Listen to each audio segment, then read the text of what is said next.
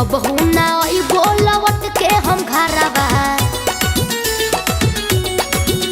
अरे जाहियो सैया हो हम नई हरवा कबहू ना आई बोलवट के हम घरवा किनी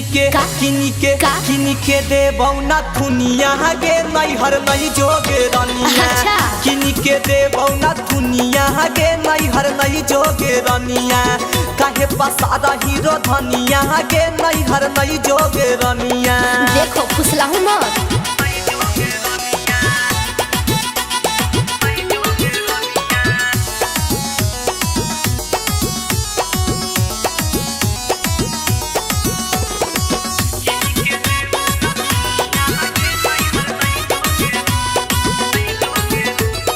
लाई देबौ किन के बनारस के सरिया पेन्ही झमका दी है गौआ जबरिया अच्छा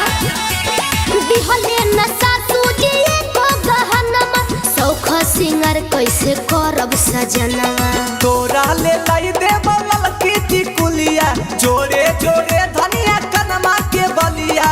ऐसे ना कर पड़े सनिया गे नैहर नहीं जोगे रनिया किन के देबौ ना थुनिया गे नैहर नहीं जोगे रनिया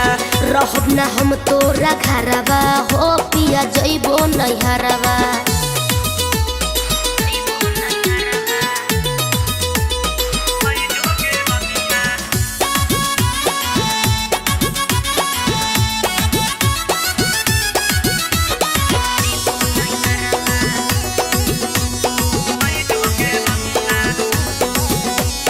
जिंदगी भर तोरा के रख ले खुश गे कहबो नहीं होतौ दिक्कत महसूस गे